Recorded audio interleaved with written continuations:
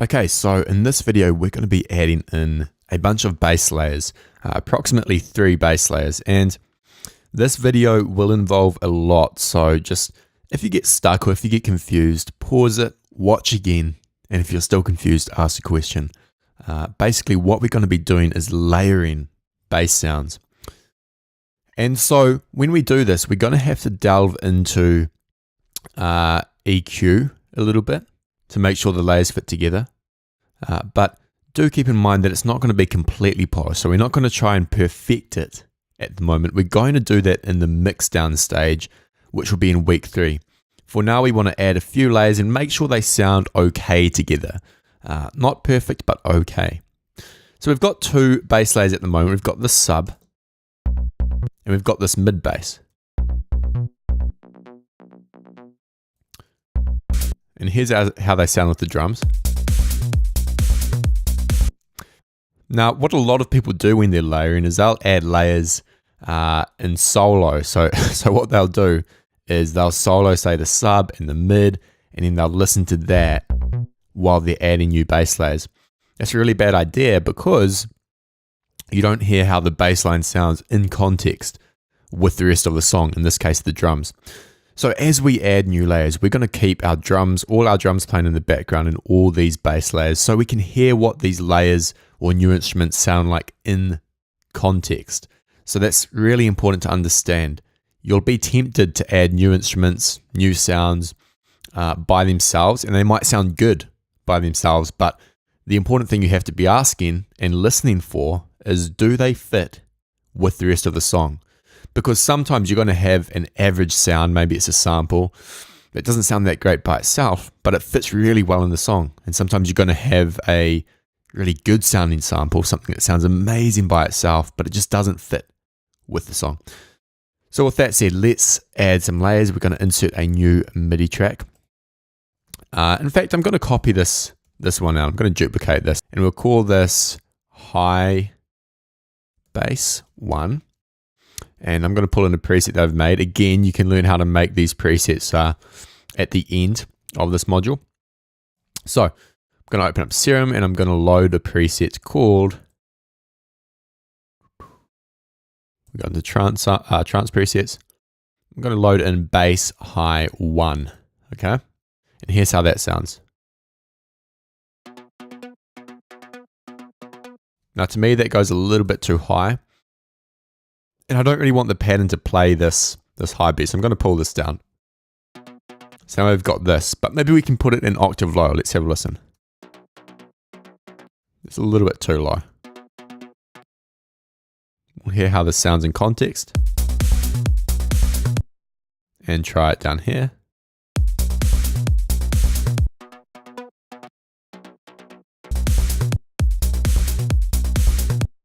So that sounds pretty good to me. And we're just going to drag this out now, or sorry, duplicate it. Command D. And again, just doing that trick, that mute trick. If we mute it and nothing really changes, it's probably not worth adding. But we can hear that it definitely adds something there. And we'll probably add some delay or reverb to that later on during the mixing stage. We'll also leave this EQ enabled. Maybe we can turn it up just a little bit because we don't want it clashing with the sub bass here. Cool. So we're going to copy this out again. We want to keep that same pattern without the B an octave up. And we're just going to load in the second high bass preset. Sorry, load preset, trance presets, and bass high 2. So now we've got this. It's a little bit too low. Now we can turn this up using Ableton's pitch MIDI effect, which is on my MIDI tracks by default. So if I insert a new MIDI track, you'll see that I have a pitch thing on here. And you can do this yourself by saving a MIDI track or save as default MIDI track. So what you'll do is, let me just delete this to show you.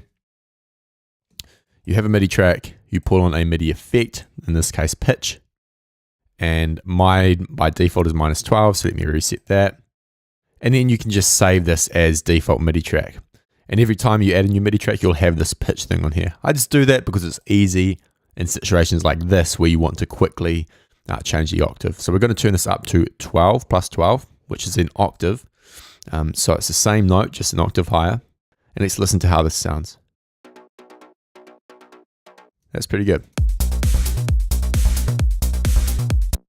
So we'll call this high bass 2.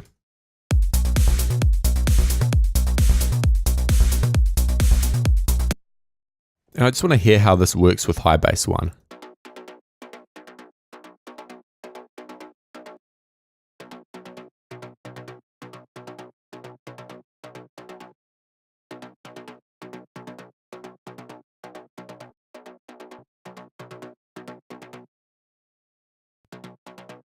Okay, so that's pretty good.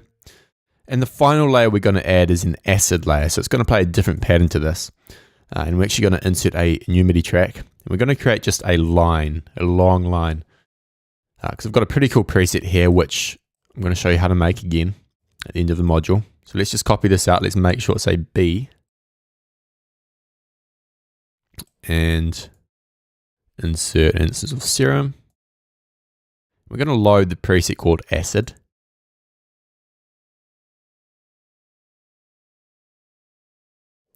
And here's how it sounds. Way too high, so let's pull this down, probably 24.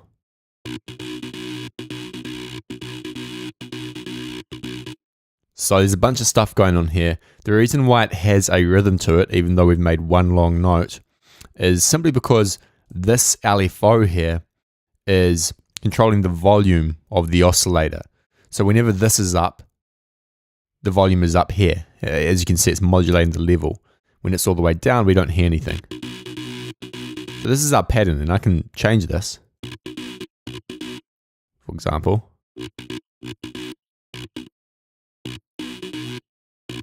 That's kind of cool. So that's our acid line. We're going to add an EQ to that, so it's not clashing with the sub. Let's listen to how this sounds.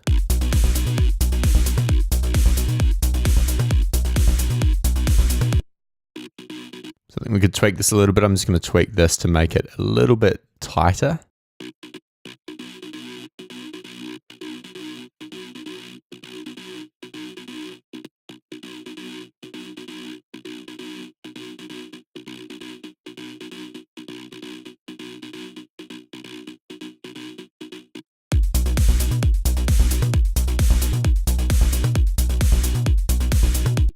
Cool. Okay, so that's that. We're going to name this acid now and color it orange. And this is sounding a lot better. It's sounding a lot more full. So if we delete these or mute them, we started off with this. Now we've got this. So it's not perfect. It doesn't need to be polished, and we're going to do that in week 3.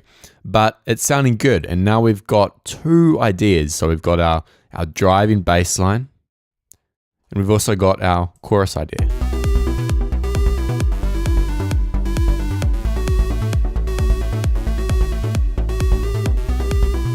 Just delete those tracks there. Oh, those clips, sorry. And so this is pretty much it for the trance idea for this week. We could add the drums from here over to the chorus if we wanted to. But we're going to worry about that stuff in the arrangement stage. We're also going to add a few more layers to this melody and this chord pluck. That's also going to happen next week as well. You can layer sounds in the idea generation stage like we've done with the bass line, but we're just going to leave that till next week so you have enough time to work on your original idea, because I know it's been pretty full on so far. So in the next few videos, I'm going to show you how this pluck basic sound is made. Not this one. You can see how this is made. This is a Serum preset by default. It's called Kid Sauce, remember? And I'm also going to show you how some of these bass layers are made, at least the ones that I made. So if you're wanting to learn that, then make sure to watch those videos. Otherwise, move on to Module 5 and you'll get some tips for working on your original idea.